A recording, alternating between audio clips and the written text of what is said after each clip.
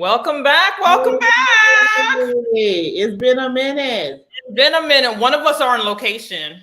Yeah, kind of. Yeah. We're out here. We out here doing the Lord's work. So one of us is on location at a conference, and so we still made it here to give us some wrap ups around here. So I'm your co-host, Narnique Nikki Grant, however you want to call me. Make sure you go to our YouTube page, like, share, and subscribe. There's some events coming up, so we'll talk about that. But we are back to give you a wrap up. Sandra, introduce yourself. Hey, Sandra Sheffer, graduate of the Parent Leader Training Institute. We had our graduation last night, so I'm going to officially PLPI alum cohort 2023. So excited about that.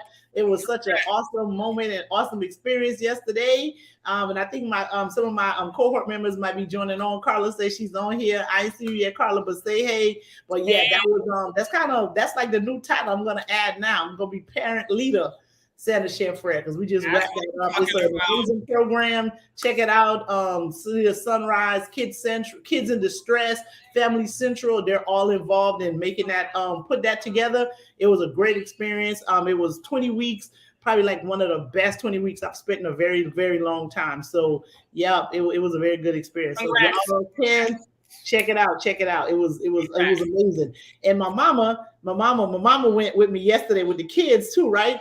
And I'm going to tell you how Haitian parents compliment you. Haitian parents don't compliment the same way as other parents compliment. My mother, I got to the table because, they did they gave us proclamations like City of Tamarack, City of Lauderhill, Sunrise. All of them gave us proclamations. We got awards, trophies, and all that, right? And so all my mama had to say, instead of saying good job, that lady said, at least I ain't waste my money. That's a Haitian mama compliment, y'all. Okay, that's say good job. That's Haitian parents, period. Compliment. And that's loaded. Like that could be the money she talking about when she left that boat in 1964. That money can be like all kind of money. That money is all into bills. The food. Okay, you know what I'm saying? That money could be the Haiti money, the Bahamas money, the money she for food, the check she sent when I was in law school. That's all. That's right. You see, Cynthia said, "That's right." She did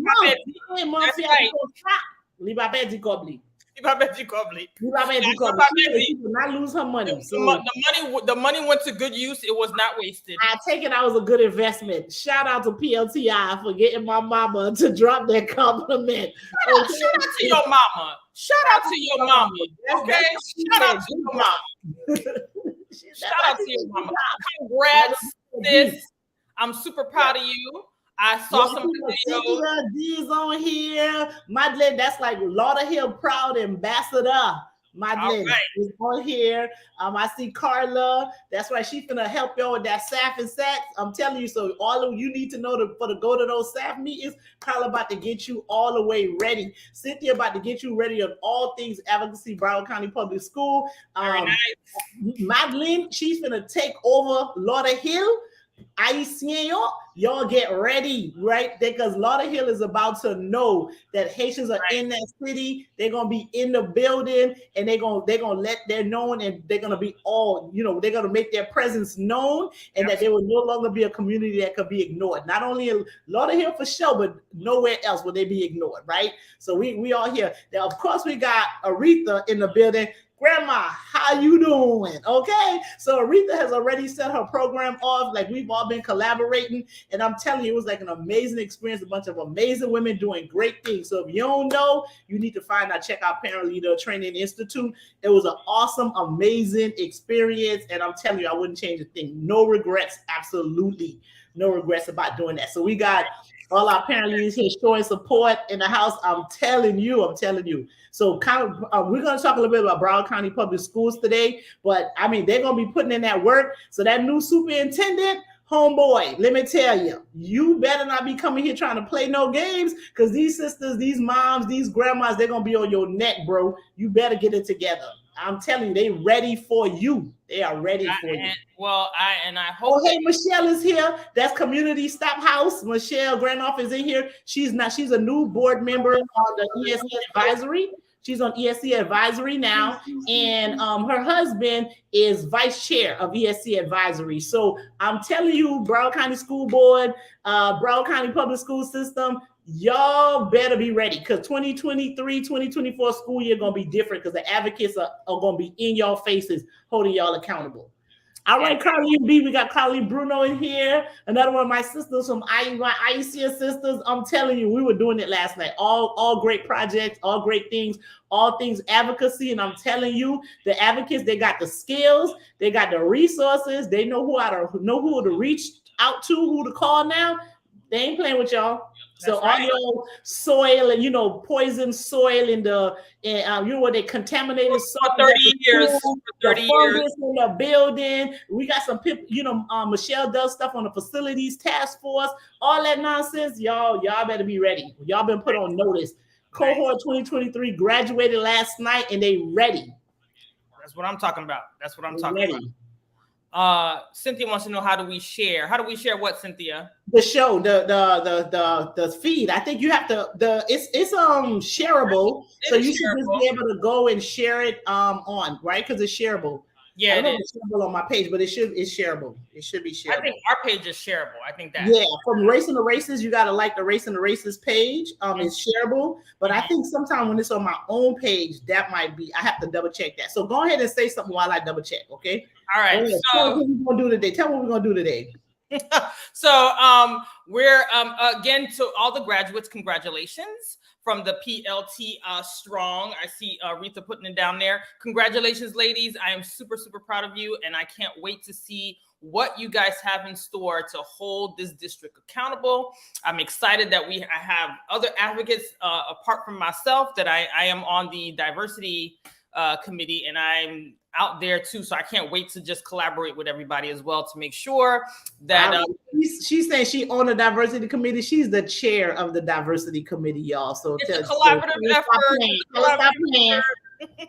It's a collaborative effort, and we work together. We're going to hold these people accountable. So we are going to talk about the superintendent search that concluded last week. We are also going to talk about legislation that goes into effect July 1st. And then we're also going to talk about why voting is your superpower. So I think it's important that we kind of, get through these moments. I know my co-host is at a conference, and I don't want to take up too much of her time. So let's dig in real quick. So I was one of the people who was chosen by a school board member to ask questions to all three candidates in a panel of 18 people. That was, I think, it was televised or something like that. I can't remember. Anywho, my personal opinion was like 12 hours. Was that the one that was that the day that was 12 hours? It started at 1:30 and ended at for us it ended at 6:30. So the 12-hour day was probably the day before. Now it was one of those days that was 12 hours long. Well, it was 12 hours because they had their personal one-on-one interviews in the morning. Oh, okay then. Okay. Okay. Right. So I have to say, my personal opinion, all three candidates was trash. However, they were. I'm sorry. I felt that they were. I felt that the company that they used to vet these people, I didn't think did a good job. I felt that the board members were changing rules as they went along in terms of their candidates. And I think that was a major, major source of contention for me. And why we ended up with the three candidates we ended up with. Because the board members just couldn't make up their minds on how they wanted things to go. Everybody had their own personal agenda. You had some board members were like, okay, well, we did this, we had this rule. And then another board member was like, well, I don't think it's fair. Maybe we need to add a name. I just think it was just a whole debacle. If you hire a company to do a search firm, let that company do its job. But if you're not going to let the company do its job, you're going to insert every 5 minutes or whatever. What was the purpose of the district's people paying their tax money for you to get a search company just so you can just $50,000? $50,000 that we could use in schools that have dilapidated roofs and old. I'm just saying.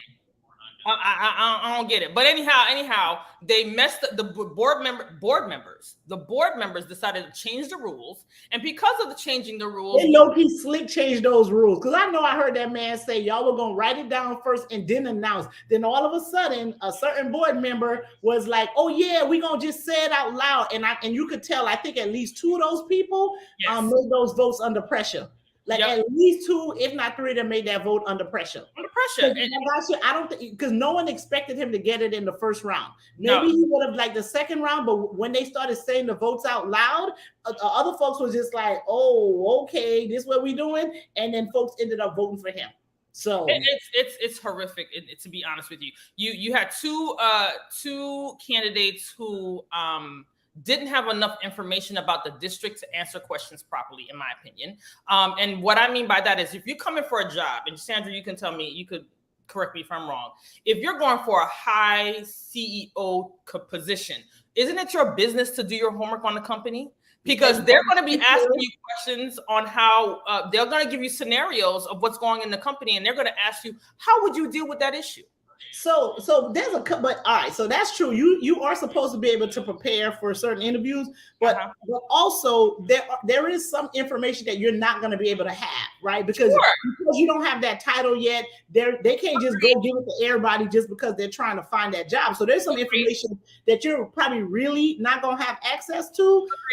However, you should still kind of have a plan. But I think part of the problem was that is that there's been some dysfunction happening in Broward County for like a couple of years that I don't think that people knew how to answer that question. And then and the other thing too is like they've also realized that trying to please the board and getting them to hire you may be inconsistent with you trying to do what's best for students, right? Because this board that we've seen, they do things that they want to do. They have their own agenda, and if students seem to benefit from their agenda, then yay.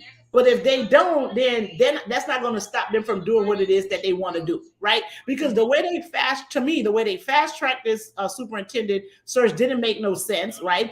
And then they would say, well, the superintendent should have been able to come in and hire his own people. But the people that were there was part of the reason why the system was dysfunctional. And you put in an interim to fix the problem. So when the new superintendent walk in, they're not walking into a mess, right? So they ain't even know what they want on that front. The fact that Valerie Wanza didn't even make it, Dr. Valerie Wanza didn't even make it as one of the top 3, please, okay? Please. Because the reason I think that was by design.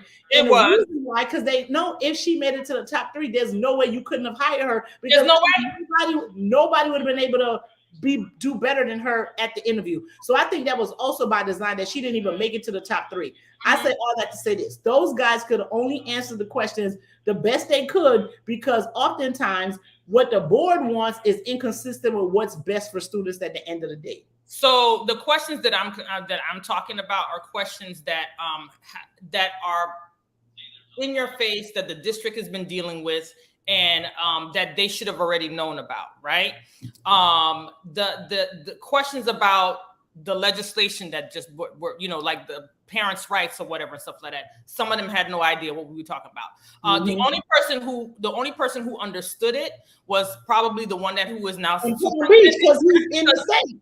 That's because he's in the state, so he knows that, right? So that's his thing. But the ones coming in, I believe, in my opinion, should be well versed in the hot button items, right?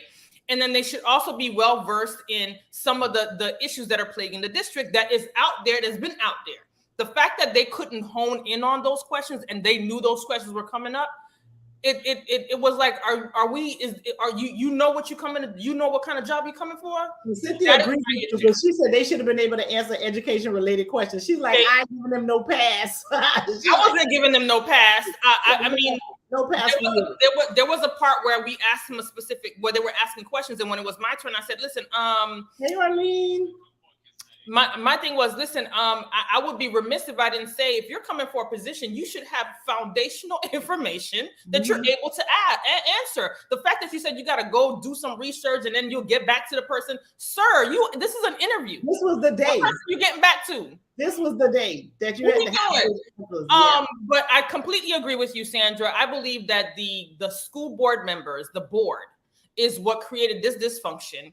Is what created the candidates we had. There were board members that were counting votes, basically to make sure that Dr. Valerie Wanza was not part of the top 3.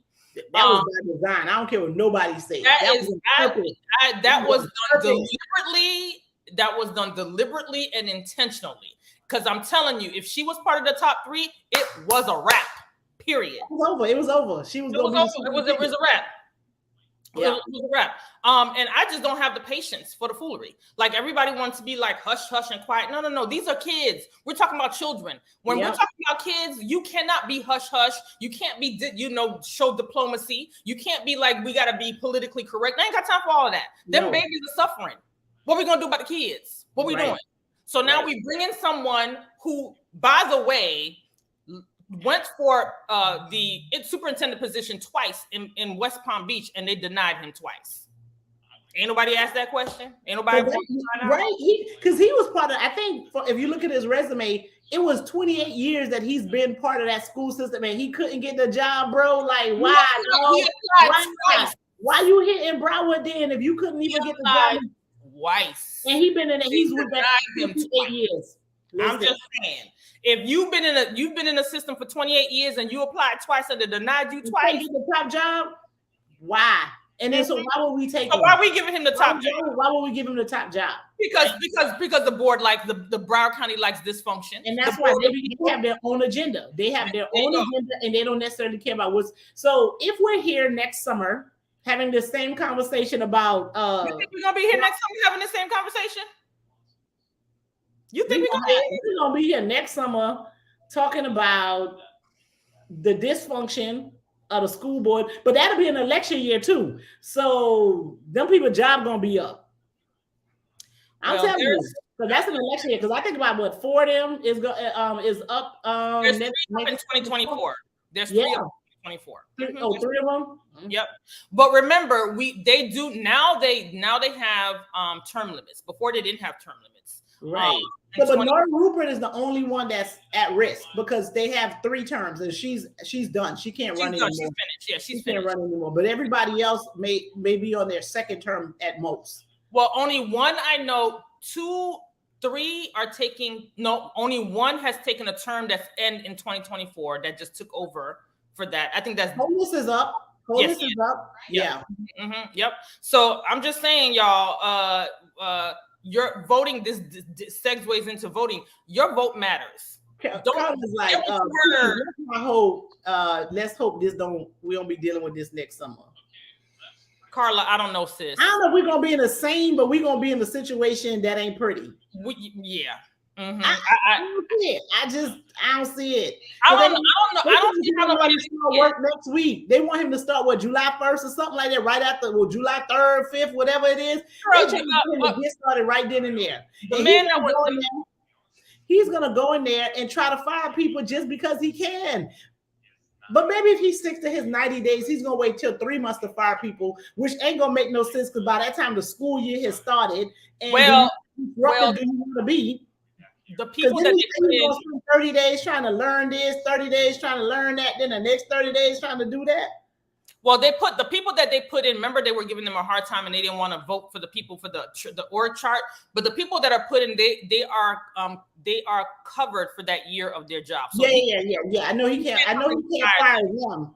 He can't fire them. However, he can fire other people, and he can make them uncomfortable. My concern was getting someone who had to go through a transition period. Had we were dealing with Dr. Wanza, it would have been easy peasy. The district is going in a good direction. There used to be people standing in line to complain. We haven't seen that since Dr. Smiley has come on, right? There used to be in line outside, out the door. You had to go pay $15 to park to get downtown to go complain. And that hasn't happened since she's been there. And the fact that she made her the chief of staff and all this institutional knowledge that Dr. Wanza has, you would think. But again, that's why I say that those board members have their own agenda, and it's not necessarily the best interest of the students. Yeah. And if y'all don't agree with me, come talk to me. Let me ask you some questions. Don't be scared. Don't be afraid.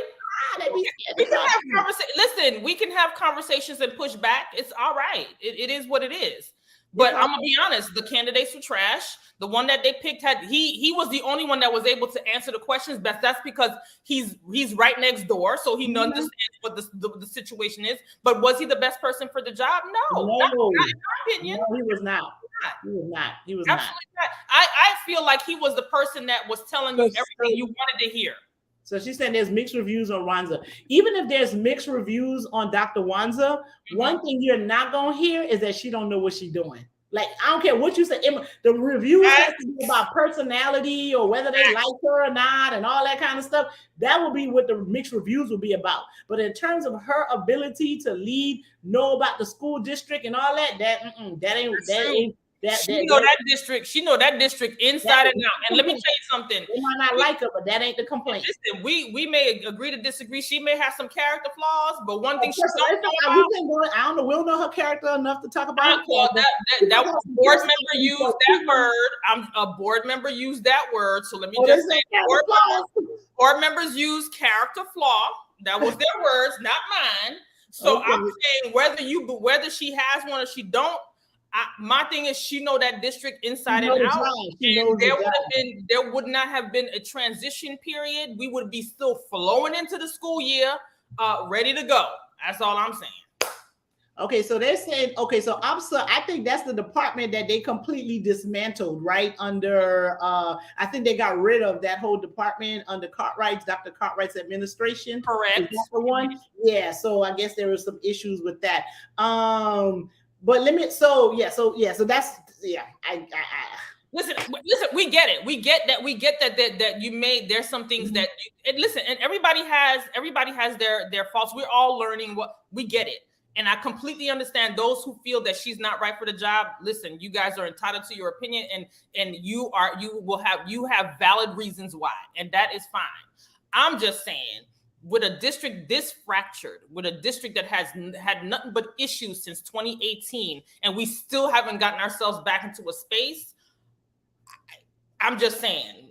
Yeah, so I'm gonna talk about Cynthia, because Cynthia, we're gonna talk a little bit about the clear backpacks, and Cynthia was one of the parents that spoke up at that. So she said, Wanza not making here is the same as Lucida not making it there, right?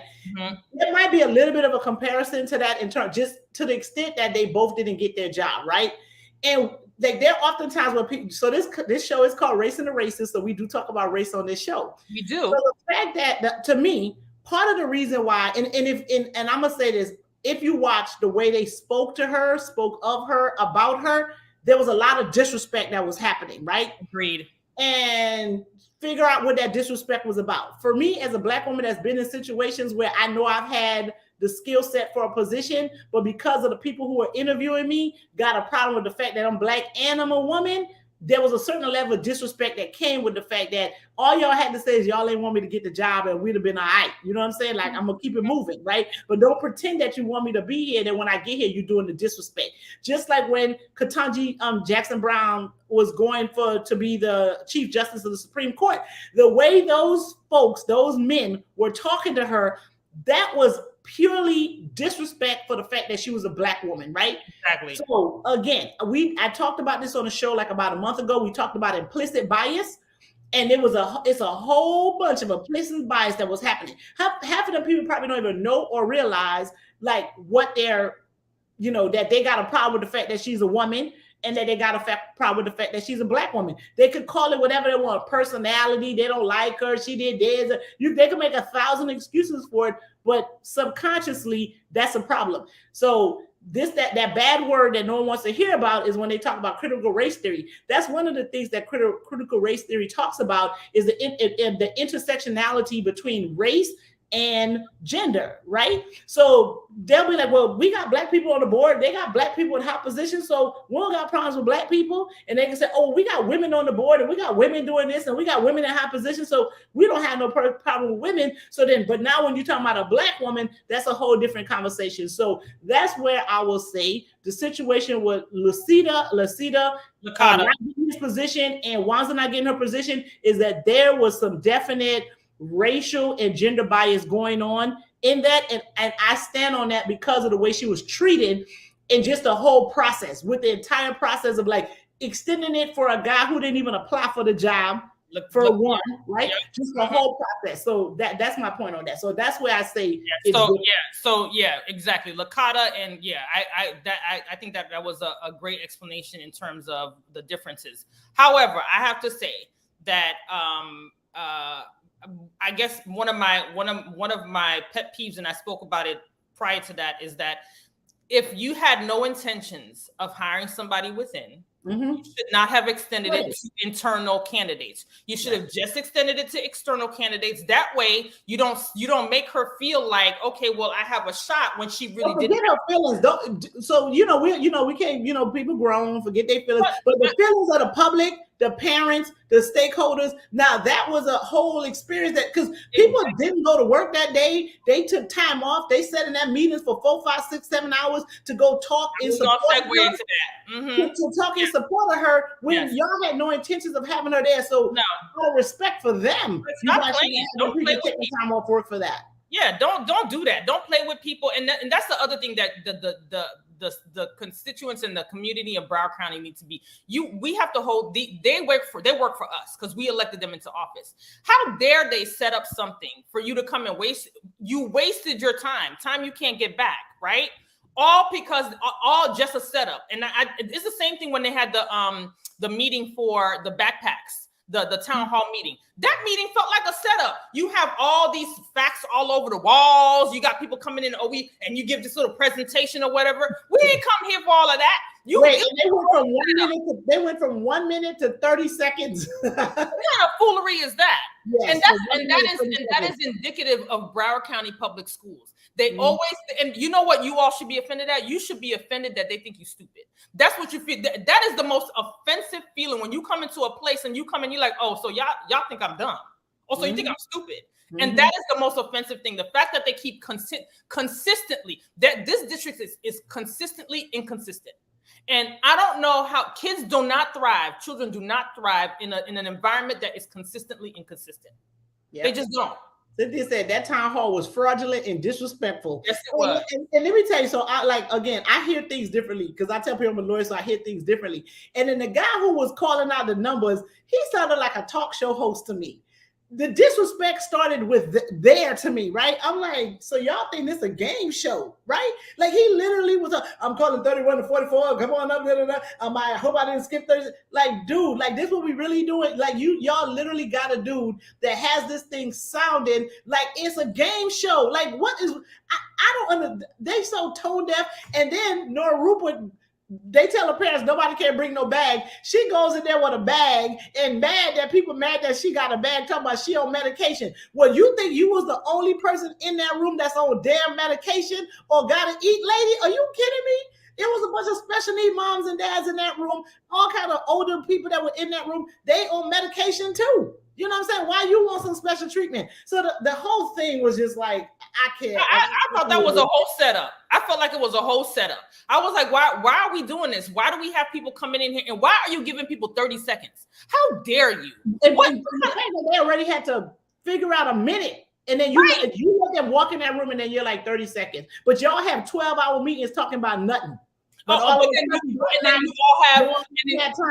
and you all have final words that were 3-4 minutes long. Talking about nothing. Come on, this is what we're doing? And my thing is that it's the level of disrespect.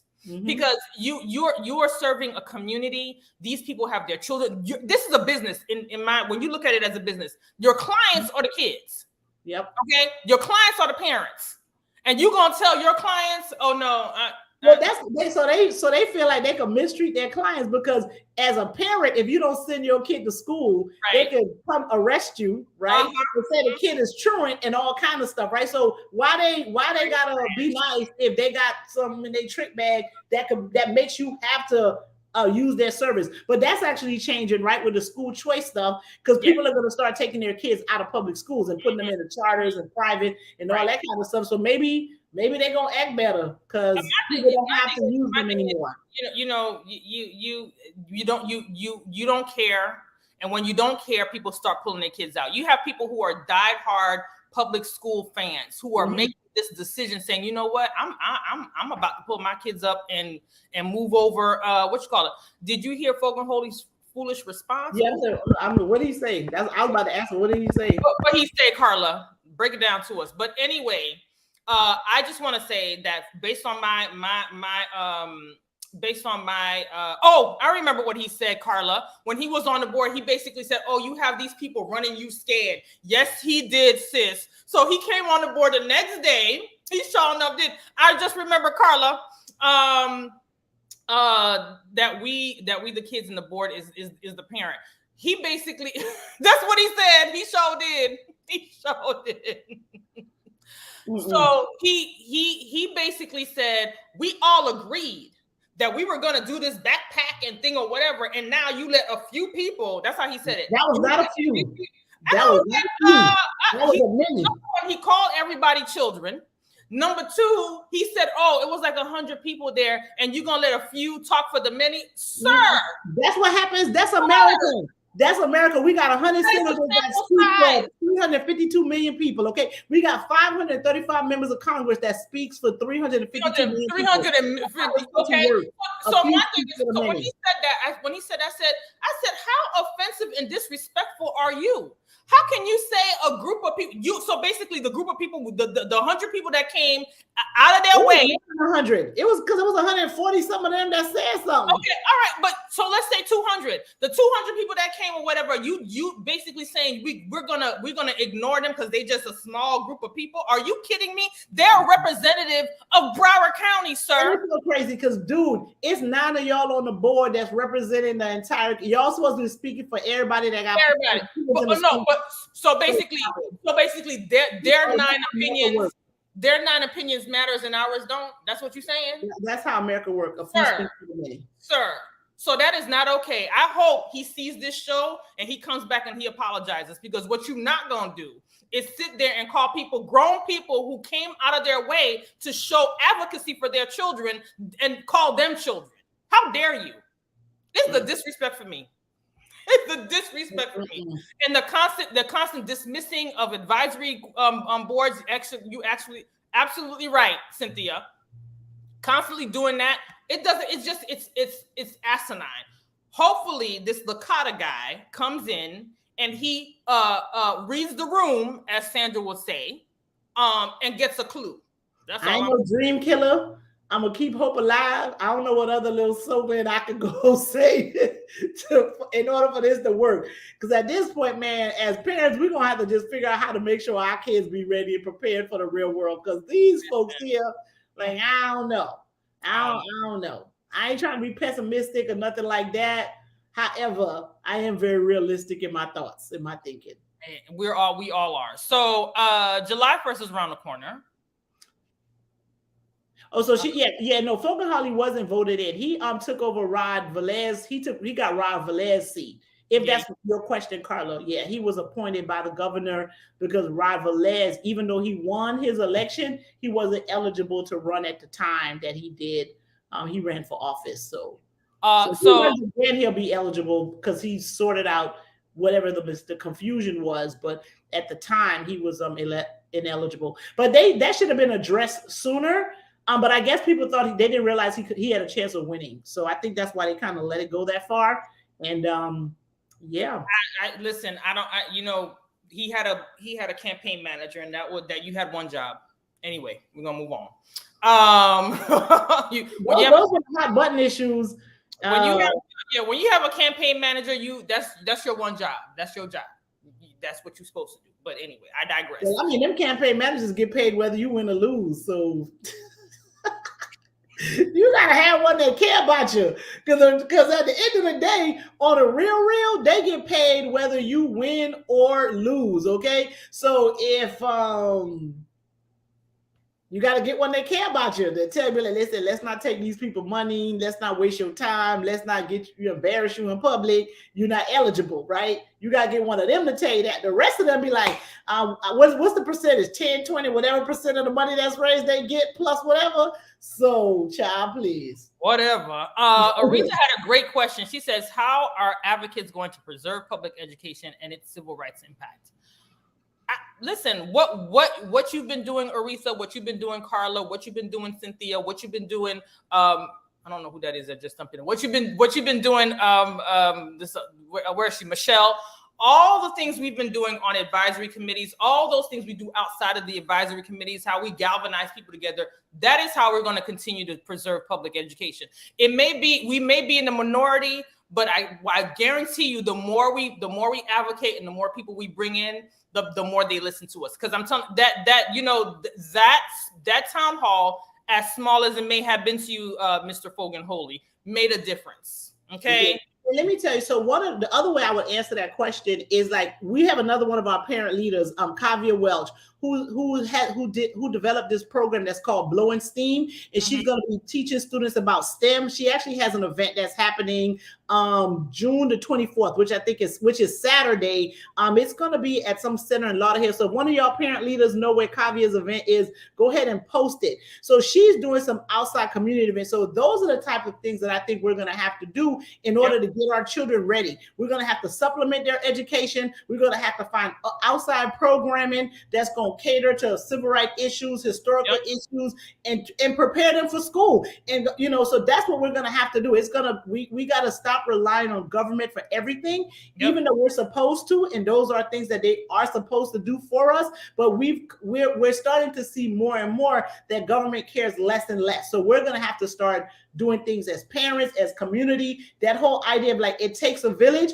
Our village got to get together, and we got to make sure that our children are okay, right? So so somebody put out post Kavia's event. Kavia and Orlean is on here too. She's Orlean, tell us about the event that you guys are doing on Saturday. She's on here too. They have an event that's happening Saturday in Lauderhill. See, Lauderhill was representing last night, I tell you. So they have an event, Blowing Steam. I think it's from like 10 to 1. Drop the time of that event, and take your kids out there and just get exposed. They're going to expose you to STEAM and all different types of stuff. So that's what we're going to have to do. We're going to have to take it upon ourselves. We're going to have to bring the village together and supplement the education that they're getting at school. So yes, from 10 to 1 on Saturday at 5139 North University Drive in Lauderhill. Check it out. So yeah. Galvanizing and doing it ourselves. We are no strangers. Black women, Black people, we're no strangers to doing things ourselves or making. What was that thing you used to say? It's called Nailed It. DIY. I think it's Do It Yourself Studio. So that's it. It's at Nailed It DIY Studio, 5139 North University Drive, Lauderhill, from 10 to 1 p.m. So they're going to drop the registration link. So go ahead and register ahead of time and go ahead and support these sisters. They're doing great work in the community, and that's how we're going to get our kids, the education that they need, the resources that they need, and they're going to meet a whole bunch of great folks. So that's what we're going to have to do. I mean, we're going to rely. The school going to give us what they give us, and then we're going to have to get the rest ourselves. You make lemonade out of lemons, so we're gonna do that. That's what we're doing. That's what we do. But let's. Fitness a delicacy. But let's be clear. This is our wheelhouse. This is what we do. We do that. So, and that's what we're gonna do. It's a delicacy. Get out of it. We make it do what he do. That's why they're trying to be like us so bad. These culture votes. We ain't gonna talk about us. We just gonna talk about what the great things we've done. We do one of the things we don't do. We don't dim nobody else's light for us to shine brighter. We shine on our own. I'm just pointing out facts that they want to be like us. Shine on our own. That's just showing how great we are at what we do. That you want. What is it? Imitation is the best form of flattery. Is that so? It is what it is. Mm-hmm. All right. So legislation in July 1st, we have permitted list carry. We There's a have, whole bunch of immigration bills that's scaring a whole bunch of folks. But let me tell you, there are going to be some town halls. Representative Dottie Joseph from District 108 is doing town halls in Spanish, English. It's going to be on Zoom if you want to go in person. So she, and it's all happening through Flick. And she was gonna send me the link, but I think she called me while I was on the show, so I couldn't answer the phone. But they're gonna be, if you want more information on the immigration bill, at least that's SB 1718 that's going into effect July the 1st. Go to flic.org. They have a one-pager in English, Spanish, and in Creole to summarize what that bill means. And we want people to like be informed, but don't be scared, right? Because a lot of those things are going to be litigated, and there's light at the end of that tunnel. They are bad bills, but there's light at the end of the tunnel, and we'll be able to navigate that. And so we want people to go and just move out of the county, disrupt their family because they're afraid of what this governor is doing. There's definitely light at the end of that tunnel. Okay. Yeah, and on top of that, make sure you go through these town halls. Make sure you find out information, because some of these bills, just like the permanent carry, there's some things in there that we are unaware of that a lot of people don't have the time to read through the entire bill. But you have to be careful. Black people, if you decide that you are going to be a gun owner after this bill happens or whatever, just know that there are some rules that come with that. And so the minute we break one of those rules, we are the ones that are punished more severely. So please, severely, yes. So please be careful. If you are, we are not discouraging that. I believe in people having their Second Amendment rights. Yeah. We're all for that or whatever, but just understand what the bill means and what that entails. So it's important that, if you have the opportunity to see, Representative Dottie Joseph, there's a whole bunch of representatives. So she's doing with the Hispanic farm workers Saturday from noon to 2 p.m. She's on Instagram, Dottie Joseph. She has a blue check mark. So follow her on Instagram and you'll get all the information. Follow Flick, flic.org. Go on their website. They're also on Instagram.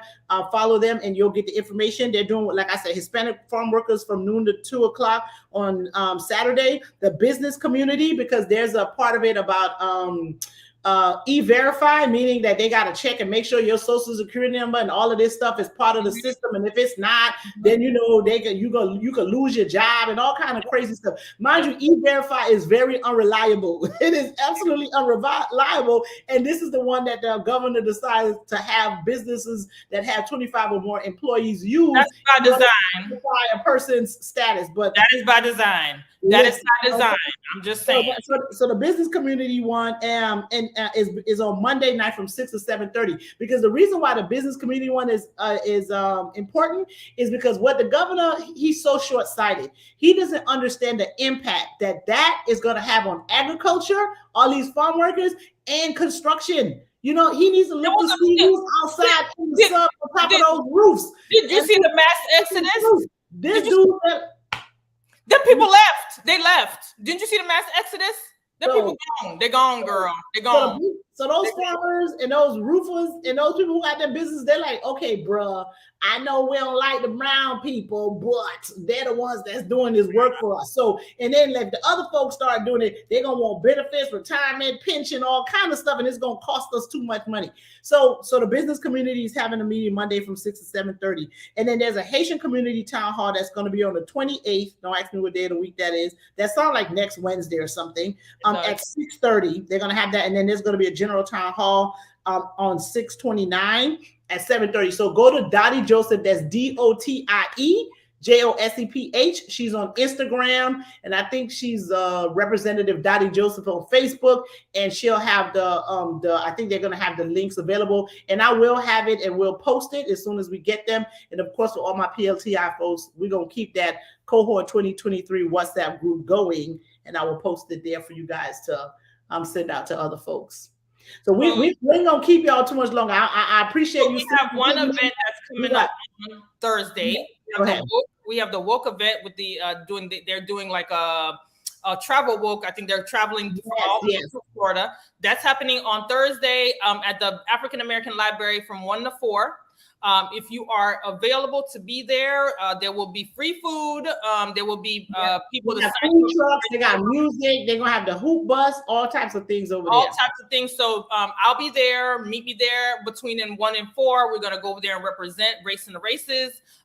Join us over there so we can listen. 2024 is around the corner, so we got to get prepared. So this is one of many events that are coming up. This is the John Lewis. It's the John Lewis voting. Yes, the John Lewis voting motorcade. Motorcade, and they call it. It's part of Stay Woke and everything. Absolutely, like absolutely. But if you're in South Dade, they're gonna be in Homestead in the morning. So they're gonna be in Homestead like at 10 o'clock. The NAACP South Dade has some involvement with that one. So they're gonna be in Homestead in the morning. They're gonna be in Fort Lauderdale from between 1 and 4 in the afternoon. And then they're going to Pompano after that too. So if they're in Pompano, they'll be in Pompano later in the day. So it's Stay Woke Florida 15-city rolling protest.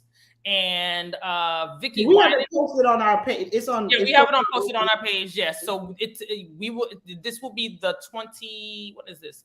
The 22nd. Okay, Thursday. Tomorrow. So if you are free between 1 and 4, join us as an African American library. And there will be some speakers there. There will be free food, all of that. People will be there to help you register to vote. Also show you how to get your mail-in ballots. So I'm telling you, we need to galvanize, as we talked about earlier, and get ourselves together. Okay. And again, we're not going to leave it up to government to do it. We're going to do it for ourselves as community members because we're the ones that's being impacted. So we're going to help each other out to just go ahead and make this work and make this all be great. All right. So Cynthia's quoting Ruth Carter Lynn. She's like, woke, I ain't never been asleep.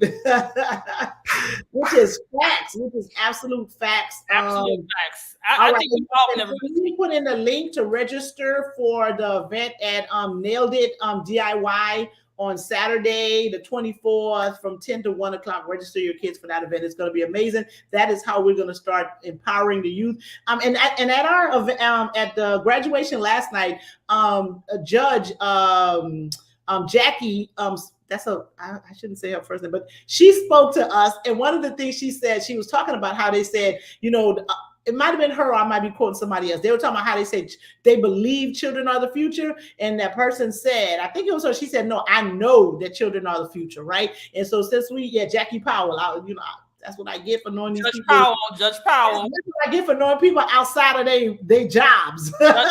Judge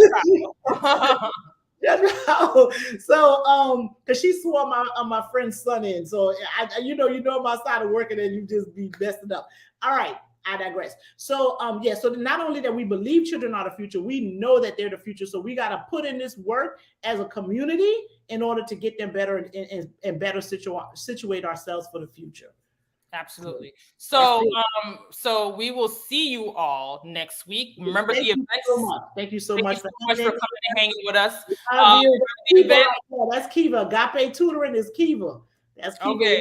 Yes. Make sure you go. Make sure you stop by Nailed It at DIY Studios, 5139 North University Drive, Lauderhill, Florida, 333-551, 10 to 1. Make sure you come and support. I think she put one where she had the dates and the times together. I don't see the date on here. When is it again, Sandra? This Saturday? The 24th. This Saturday, the 24th. Make sure you come. The link is in the chat so you can register. There are other links in the chat for other things to register for your kids. This is how we galvanize. This is how we get together. This is how we make sure we make a difference, because at the end of the day, nothing happens without us. The people in power are never more powerful than the people. Yep. Always remember that. Always remember that. Stay woke tomorrow at the African American Research Library. There at between 1 and 4. Meet me there. Food trucks, music, water, DJ, hoop ball. It'll be fun for the kids. Maybe take them out of camp a little bit early so y'all can go hang out, support. They're gonna have people registering to vote. That's tricky. Don't touch nobody's ballot. Just tell them where to go and make them mail it themselves, because that's a whole nother thing. I think they might be having. That's why they're doing that at the library. I think they're gonna be having computers. They're gonna have to do their own thing, set up their own stuff, and get there or whatever. But if you want to be energized and be ready to vote and get your family members and friends to be energized, be there tomorrow between 1 and 4. Trust me, you won't miss. And you got to re-register if you get vote by mail ballots, because that expired in December. So if you haven't re-registered, you got to re-register to do that too. Absolutely. Well, we did our little recap. We're gonna let our co-host go because she's doing her event there, and I want her to be completely focused. And we will meet you all back here Wednesday. Yes. And talk a little bit more about what's coming up in July 1st. So just because that'll be a couple of days away. So we'll definitely talk about other stuff. We'll hone in on some specificity, so what you need to look out for. But we appreciate you all hanging with us. Make sure you go to our YouTube page, like, share, and subscribe to the channel. Like, share, and subscribe. All right. Talk to y'all later. Thank you. Have a good one, everybody.